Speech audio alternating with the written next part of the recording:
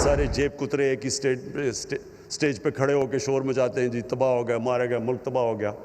वो क्या है कि उनकी पहली दफ़ा उनको नज़र आ रहा है कि उन्होंने जो इस मुल्क में चोरी की, जो मुल्क से गद्दारी की, उनको अब अकाउंटेबल, उनका एहतसाब होगा।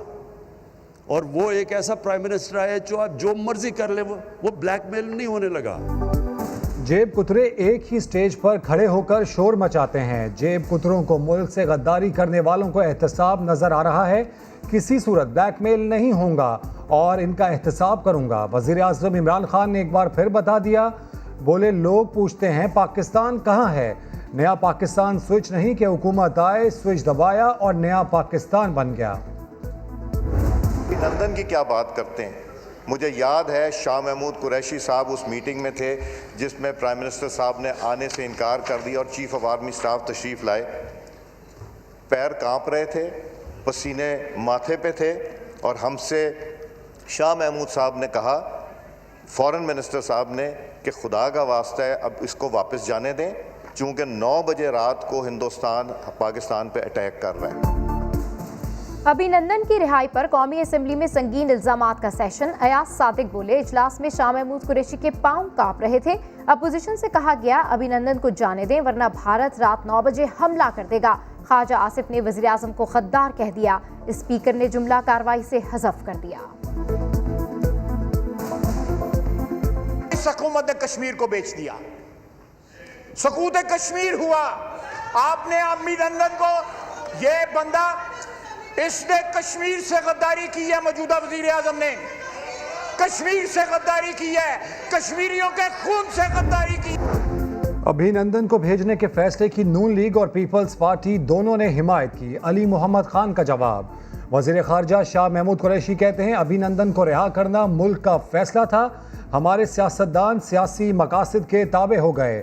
अयाज सादिक ने सियाह को सबाक से हटकर बात की। आप निकले यहाँ से, आप पूरे यहाँ पे आ जा, नहीं आप बैठ सकते हो, आप यहाँ पे बैठ नहीं सकते हैं। मैं आपको एज ए स्पीकर कह रहा हूँ कि आप यहाँ से जाएं बाहर। जवाब क्यों नहीं दे रहे? डिफेंड कर रहे हैं आप यहाँ से बाहर जाएं। इनको सर्जन साहब इनको बाहर लेकर जाएं, यहाँ से बाहर जाएं। आप यहाँ पे आप बहुत ज्यादा बदतमीजी करने लग गए हैं। आप इनको बाहर निकाला जाए आज। जवाब मुझे क्यों नहीं दे रहे? इनको इस सेशन में यहाँ पे ये नहीं बैठ सकते हैं। वक्फे सवालात में बात करने का मौका ना मिलने पर पीपल्स पार्टी के आगा रफीउल्लाह आपे से बाहर। शोर शराबे पर डिप्टी स्पीकर को गुस्सा आ गया, ऐवान से बाहर जाने का कहा। राजा परवेज अशरफ ने मुआफी मांगी लेकिन स्पीकर ने कहा, मैं नहीं मानूंगा, ये बाहर जाएं फिर वापस आकर मुआफी मांगे, ऐसे नहीं छोड़ूंगा। स्पीकर की रूलिंग और ऐवान के मुतालबे पर आगा रफीउल्लाह ऐवान से 1 मिनट के लिए बाहर चले गए।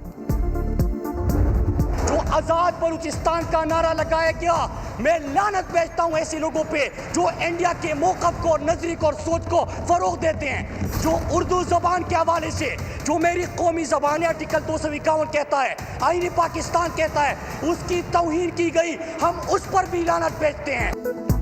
आज़ाद बलोचिस्तान की बात करने वालों पर लानत, उर्दू जबान के खिलाफ बात करने वालों पर लानत। मुराद सईद की कौमी असम्बली में धुआंधार तकरीर। कहा, इन करप्ट लोगों को NRO नहीं दिया जा रहा, इसीलिए मोदी की जबान बोल रहे हैं। मज़ार कायद की तौहीन करने वालों को शर्म आनी चाहिए। PDM के कराची जलसे में उर्दू को अजनबी जबान कहने के खिलाफ कौमी असम्बली में मजम्मती करारदाद मंजूर। चाहती है कि जंग जो है कौमी इदारों के साथ और अपोजिशन के दरमियान करा के हम साइड से मजे लेते रहें, ऐसा नहीं होगा।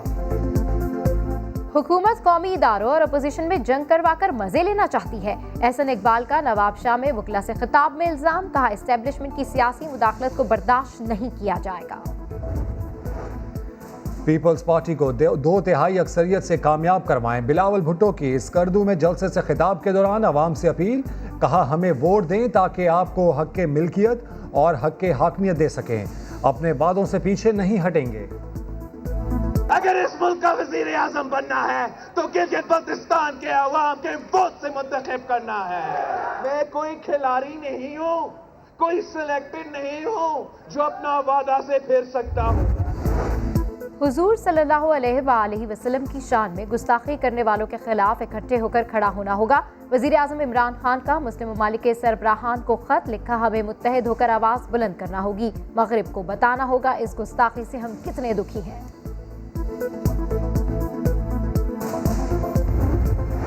पाकिस्तान में 31 अक्टूबर से 6 नवंबर तक हफ्ता इश्क रसूल मनाया जाएगा। वजीर मजहबी उमूर नूरुल हक कादरी कहते हैं, सीरत तैयबा उजागर करने के लिए तकारीर के मुकाबले मुनक्किद किए जाएंगे। मुफ्ती मुनीबुर रहमान ने 12 रबीउल अव्वल को नामूस रिसालत के उन्वान से मनाने की अपील कर दी। मुल्क के मुख्तलिफ शहरों में एहतजाजी रैलियां।